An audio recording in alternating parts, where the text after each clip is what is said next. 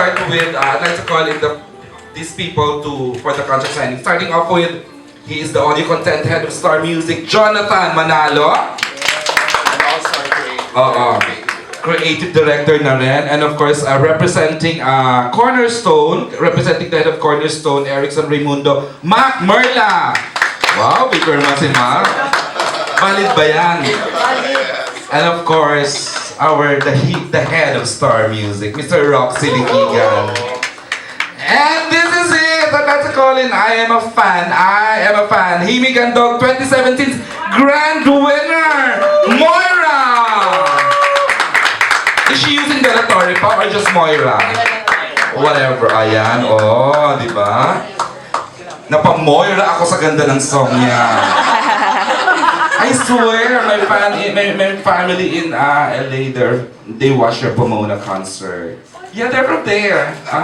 Okay, we'd like to request isang mabilis na mensahe lang, Mac.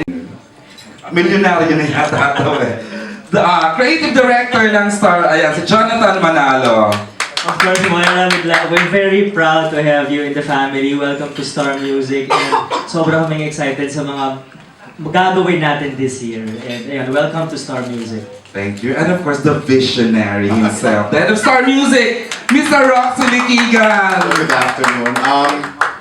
It took us years para ma-convince talaga siya to join us. Seryoso? Kasi ayaw pa niya talaga eh. Gusto lang niya yung underground lang muna. And then last year, when we offered titibo-tibo, so that, And now she is joining your family. Yeah, so one of our, we're very excited to have Moira sa Star Music. So, welcome. Thank you very much sa lahat ng pumunta. Yeah, thank you, Roxy. And of course, the pretty, the beautiful, the talented Moira! Hello everyone, thank you for coming. Actually, one of the things na natutunan ko po the past year is waiting always leads to beautiful things, and my Star Music family is definitely the highlight of that phrase. So, thank you for welcoming me. Yay! Thank you. And now we're gonna start with for you, bibigay ni Sir Roxy. Sa akin lang pa. Ayan, flowers for you, the Star Music's newest artist. Ayan. Yay! Marami ng times, yung mga songs kasi ni Moira, yung mga demo ng songs ni Moira, ilang beses na kami talagang nag-listening. Mga siguro mga 1 to 2 years back, no? Bago dumating nung album na itong Understar. Pero pinapakinggan namin talagang hinahanapan lang ng perfect timing. Actually, si Sir Roxy nga, naalala ko nung umupo tayo ng listening, sabi ni Sir Roxy, naku, ano ko na to, isa-self-produce ko na to. Mga hugot ni Moira. Yung level na si Roxy. Yung pa yung original na idea, kasi talagang alam namin na may pupuntahan yung mga original songs na sinusulat ni Moira. It's just hinahanapan ng tamang timing para pumutok, and yun nga, and the right time has come. Ngayon na nga dumating yun, and maririnig nyo na yung mga original songs na narinig namin in its purest form. Nung unang-una pa lang na pinaparinig namin sa amin yung Moira, na alam namin in our hearts na magugustuhan ng audience tong kanta na to. And hindi nga kami nagkamali. Ngayon nga, maririnig na ng mas maraming tao itong mga original songs na ni Moira in an album, in a full-length album. Okay, so we will now entertain questions from our... Congratulations. Thank you po. Maki-explain naman bakit inabot ng isang taon ng pagkukumbinsi sa'yo para maging part ng Star Music? Ano pakialam mo kung inabot isang taon? Chingachos lang. Actually po, may mga commitments po kasi ako before na we just had to clear the way for a perfect entrance into the Star Music family. And that's basically it. But ako po, dream ko po, simula nung bata pa po ako to be part of the Star Music family. So this is really something that I waited for, and something na hindi pinilit, but something that came at perfect time. So,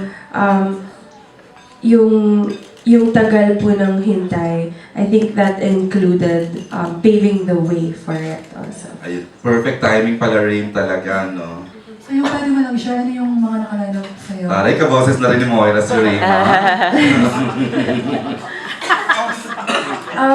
Well, lalabas na nga po yung first album ko, under Star Music.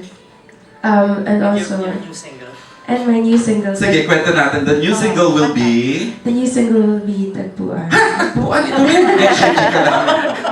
Go ahead, Moy. Moy. Tagpuan po, kung Malaya po yung first single ng album ng Malaya album, Tagpuan po yung bookend niya. And so, yung Tagpuan po, parang after lahat ng pinagdaanan ng mga songs, ito po yung conclusion, and this is where you find, oh, there's still hope pala. Ayoko, dati po kasi, when I would write songs, ayoko po yung iiwan ko lang sila in a sad state. I want to inspire listeners to feel free to feel their songs, but then at the same time, rise up from it. And so that Tagpuan is about that. For first single ni Moira. Actually, si Moira, sobra siyang hands-on sa Actually, ano? pati sa kung paano yung magiging series ng singles na ilalabas. May binibigyan namin yung creative freedom niya pati sa pag-choose which songs to release first from the album kasi meron siyang kwento. Actually, yung album na ginawa ni Moira, isa siyang buong narrative. Wow. May kwento siya. So kung mapapansin niyo, nagsimula yun sa Malaya. And then kung paano niya i-release yung succeeding singles, meron nag-unfold na narrative. So ikukwento yun ni Moira sa ating lahat through those songs. So Moira, ikwento mo yung pinaka-general narrative nung tatakbuhin ng mga singles na lalabas sa album. Basically po, there are tracks na nag-explain ng story ng couple. And songs po na ina-address yung issues na hinaharap ng normal couples after the breakup. So, may mga songs po like Sabi-Sabi na alam niyo po yung pagkatapos ng breakup, tapos may dalawang side ng story. Tapos, medyo na-exaggerate na yung story kasi sobrang galit ka. Tapos, sa huling-huli ng song, I wrote something na paano bababawiin kapag nasabi na. And meron din pong songs na pag nagtatago ka na lang ng feelings, which is tago-tagoan, kasi sobrang sakit na. And then in the very, very end, it shows when I was writing the whole album, I saw a grasp. And every song leading up to the very end of the album is how she slowly let go.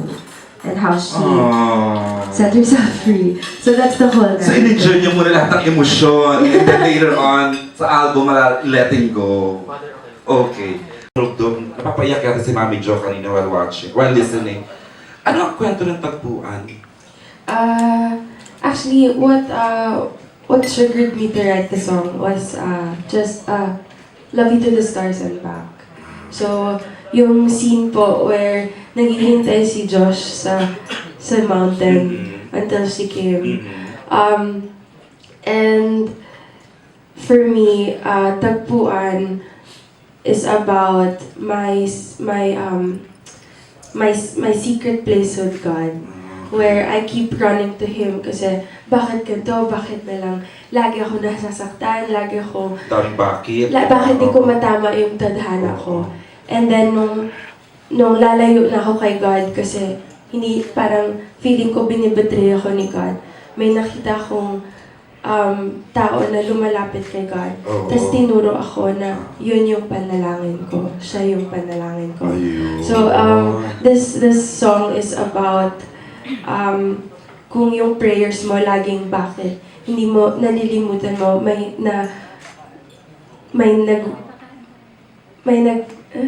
may humihiling din pala kay God para sa'yo. Parang ganun. Wow. Sabay pala kayo nagpe-pray. Kinikilabutan na. Hi, congratulations. Thank you. Can you take us through your songwriting process? Kung are you the type who can write anywhere or may particular place? And how long does it take usually? I think I can write naman po anyway. At ngayon, magsusulat siya on the spot. Gusto nyo. Charot lang. Moira, hard on herself. actually maganda na yung kanta pero hindi niya pa mabitawan, feeling niya hindi pa perfect. Pero ako na nagsasabi sa kanya, maganda na, maganda na, maganda na. Pero hindi siya tumitigil until perfect.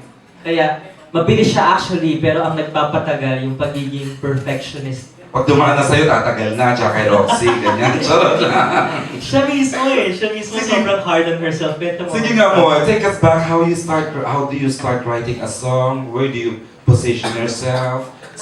Ano bang dapat ang mood ng isang Moira? I think po, being a songwriter, I'm always on the what can I write next mood. What can I write next? So, Okay. when there, it usually starts with an emotion, and then I take the emotion and I start writing somewhat like a diary of what I think about the emotion. Kahit hindi ako yung nakadama. Kahit na-feel ko lang na naramdaman ng isang friend ko or na minsan po may mga songs ako na nagagawa dahil may nagawa kong story about a person sitting alone. Totoo din naman yan. So, ayun po, usually it starts with an emotion. And then, I try to picture what it would sound like. Or how I can tell a story kahit walang words through the melody. And then papasok po yung words. That's it po. Why a two-night concert? Alam kong sumold out kasi agad in 4 hours yung first day. Okay, why a two-night concert? Hindi ko rin po alam. Okay. Well, syempre po, I want to be able to reach out to all the listeners, and since they asked for it, I think that's what Cornerstone felt was best to do, and what I believe is, you know. Okay, so what can we look forward sa tagpuan?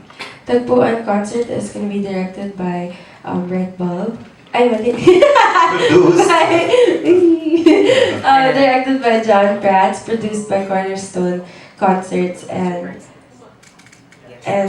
Bright Bulb. And also, there are a lot of surprise guests that will be coming on both day 1 and day 2. There's actually one that's flying in also. Wow, surprise yun? Yes, Okay. I think. And Walang pwedeng sabihin. Surprise eh. Eh di sana sinabi na niya kung hindi surprise. Charot lang. Pili ko po ilalabas din ni Sir Mac soon. Mark, gano'n ba ka-surprise yun na hindi pa pwedeng i-reveal? Okay, we'll find out. May time na mag-i-reveal tayo. Okay, go ahead, dear. Also, my new songs will be heard for the very first time on that night. And there's also a surprise about the Malaya album. Dami namang surprise. That will Wow. come out also. We are in for a treat. Yes.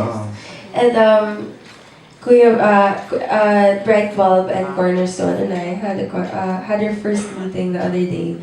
And si Kuya Bratty po, ano po yun, overflowing po siya ng ideas. And he listens to my song. I had him listen to my songs. And Kuya Sam Milby has also listened to my songs. And because they know the story, ang dami na po nilang na-imagine na kahit ako, na-excite na rin po ako.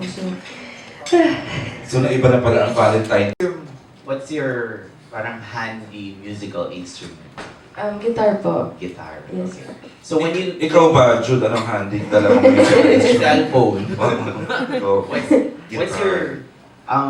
what's your creative process when you create a particular song? Do you need to be parang isolated from? Ay, nasagot na yan kanina. Hindi pa. Nasagot na, di ba? Same question. O sige, baka may iba siyang sagot for you, Jude. It doesn't have to be po.